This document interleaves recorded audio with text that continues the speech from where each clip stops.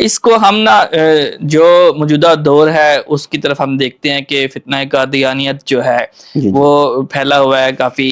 ان کا بھی کچھ اسی طرح کا ملا جلا تاثر ہے کہ وہ نبی کریم صلی اللہ علیہ وسلم کو بھی نبی مانتے ہیں لیکن وہ اپنے نبوت کا دعویٰ بھی کرتے ہیں نعوذ باللہ. تو اس حوالے سے جو فتنہ قادیانیت ہے اس کی تاریخ کے حوالے سے یا اس حوالے سے آپ کیا ارشاد فرمائیں گے اور نوجوانوں کو اس سے بچنے کے لیے کیا حکمت عملی اپنانی چاہیے؟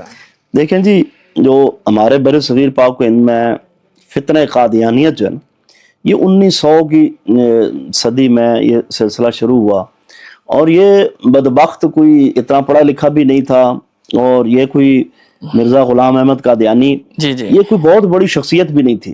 دراصل یہود و نصارہ نے اسے لانچ کیا، اسے تیار کیا، اسے درس وغیرہ کا طریقہ. جیسے موجودہ دور کے اندر ایک اور شخص ہے ابھی اس وقت جیلمی کے نام سے، پلمبر کے نام سے، بعض لوگوں سے مرزا بھی کہتے ہیں، بعض لوگوں سے چھوٹا مرزا بھی کہتے ہیں.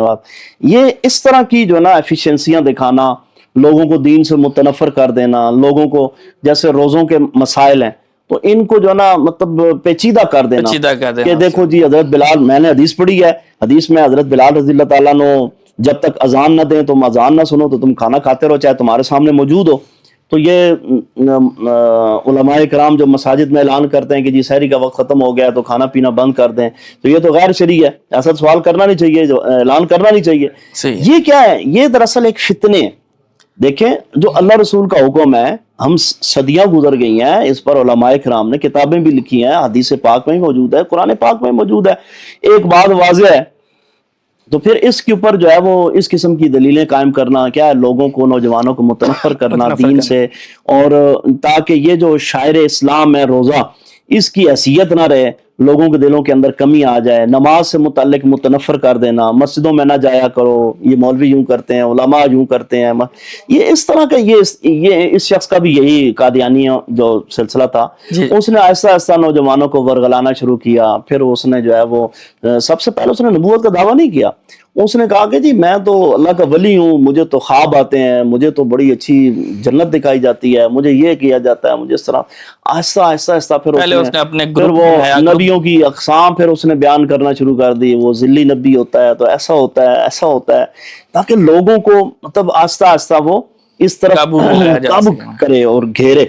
پھر آخر میں آ کر اس نے کہا کہ جی دیکھیں ہم حضرت محمد صلی اللہ علیہ وسلم کو خاتم النبیین مانتے ہیں. یہاں تک وہ کہتے ہیں ہم خاتم النبیین بھی مانتے ہیں، صرف نبی نہیں مانتے، لیکن اس کے باوجود وہ کہتے ہیں کہ ہم نبی ہیں.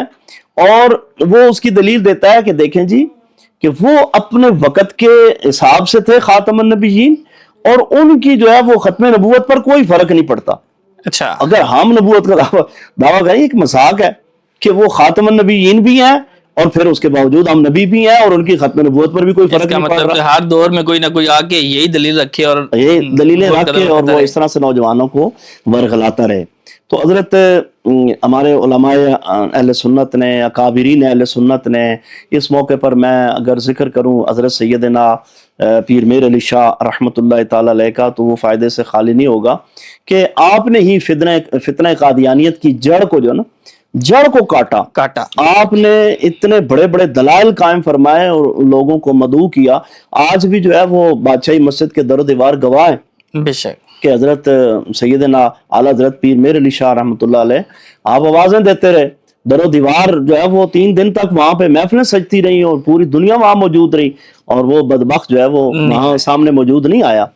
تو نوجوانوں کو چاہیے کہ اپنے اکابرین اہل سنت کو سنیں، اپنے علماء حق علماء اہل سنت کو سنیں، قرآن و سنت کا مطالعہ کریں، ماہ مبارک کے عظیم دنوں میں عبادات کا اہتمام کریں، اچھے معاملات کریں، اپنے عقائد درست رکھیں، اور پھر اپنے اکابرین کو جب سنیں گے تو انشاءاللہ ان کی اصلاح ہوگی اور انہیں پتہ چلے گا کہ ختم نبوت جو ہے یہ کتنا حساس معاملہ ہے، یہ ہماری ریڈ لائن ہے.